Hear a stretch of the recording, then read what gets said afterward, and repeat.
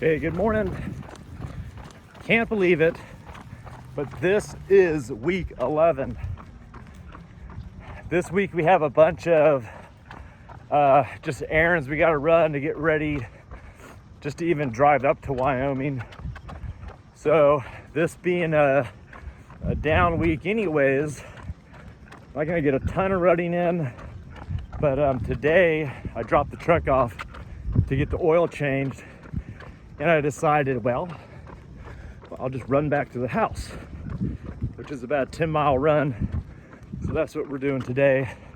Not really on the schedule, but I want to get some miles in this week.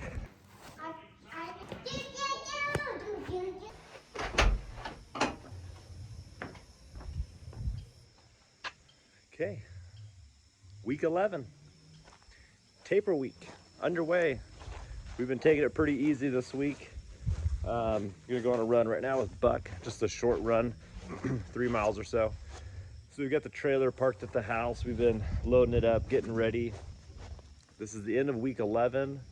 And then in 2 days, so today is Sunday, Monday, Tuesday, we leave for Wyoming, and it'll take us probably with the kids and the camper and everything, probably 2.5 days or so to get up there. So I'll try to, I'd like to run at least one or two more times before then, but we'll kind of see how that all goes. So this is week 11. Next week is week 12.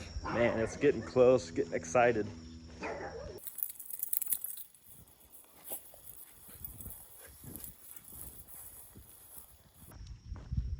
This race, the Wyoming Range 100, it's been a long road kind of planning this out and training for it. Just to enter the race, there's a prerequisite of having finished a 100-mile race before. So I saw this race in Wyoming and one of the main things, it goes through an area that we used to live up in Wyoming. So that's what really drew me to it. So to enter this race, which I really wanted to do, I had to first run and train for another 100-mile race and kind of get that under my belt. So what I'm trying to say here is it's been over a year of like planning, training, having that goal. And it's just crazy that next week, in just a few days, we'll start that race. And it's been a long road, and it's crazy that it's finally here, and just really getting excited. As you can imagine, I've had a lot on my mind about trying to pace this race the correct way, and just how previous races have gone for me. It's really weird to think. So if you were to take a 100-mile race, just a normal 100-mile race, like maybe with very little elevation gain, to finish under 24 hours is kind of like a goal that a lot of people have. There's a lot of races out there that if you finish under 24 hours, you'll actually get a different buckle at the end. So if you were to average that out, it's like a 14-minute, 24-second mile pace for the whole time. And that sounds so slow, but like when I did my 100-mile race at Dinosaur Valley, I was doing like 10s and 12s in the beginning. I felt good, I felt fresh, I had trained, and even 12-minute miles felt so slow. But after I hit that 50-mile mark, 60-mile mark, I really started to slow down. So my 10 and 12-minute miles in the beginning, they became 25-minute miles at the end of the race, which obviously sounds really slow, but you can imagine. So for this race, I'm thinking like, man, if I could average a 20-minute mile, which is so slow. Like I'm walking right now just so I can kind of talk to the camera. I'm doing a 17-minute mile right now. This is it. But Wyoming has steep inclines, downhills. There's gonna be areas where that's gonna be like loose rock.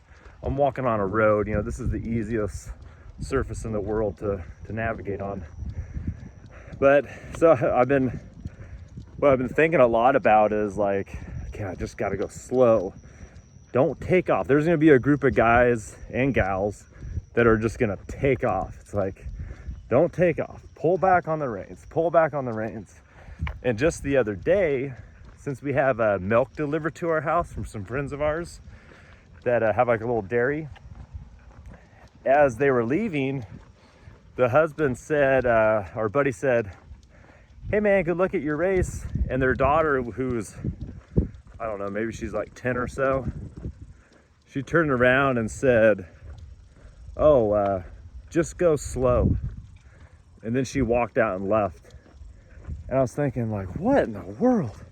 The best advice I've gotten so far is from a child who has no idea, doesn't know anything about ultra running or endurance races or anything. And she just looked at me and said, "Just go slow." It's like, holy cow, that's the best advice.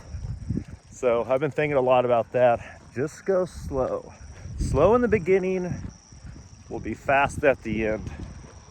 Okay, I better run now. Okay, week 11, done. How'd you do, Buck?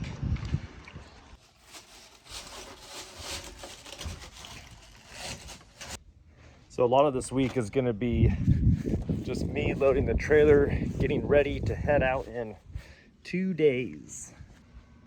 Zoe made a Sam's Club run, so I'm just getting all that unpacked, putting some stuff in the trailer.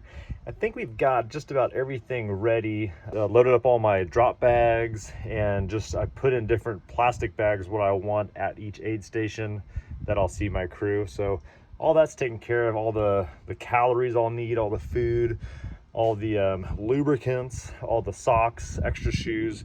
I've got all that sorted out. So I think as far as the race goes, we're pretty set. We're just getting kind of food in the camper for the kids and for our family, so they can survive while we're up there also. But besides that, and just like regular clothes, I think we're pretty ready to go, which is awesome because we're a little bit ahead of schedule. We don't leave for another 2 days, so it's always nice to be ahead of that curve and not last minute packing, although there may be some of that, but we'll see. So that's it. I'm calling it not quits, but that's all of these training videos that I had kind of lined up. That took us through week 11, and then this week is week 12, which would be essentially the last video in this series. So this is just kind of a recap. The training sessions are over.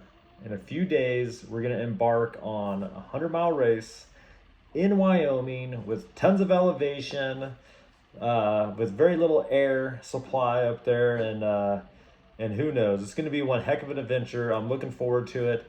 If you were to ask me if I'm ready, I don't know. I don't feel like I would ever feel 100% ready.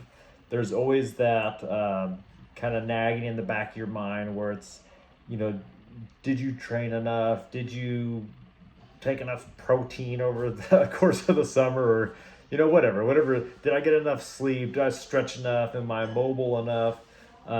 There's all those things always in the back of my mind. Did I do enough? And we'll see. So in a few days we'll start, and I'll put together a video that kind of goes over the whole race. I'm hoping to do kind of a little segment for each aid station and just kind of take you through the race as I go through it, and we'll check out amazing views and see amazing things and have one heck of an adventure. But for this 12-week training course, we're done.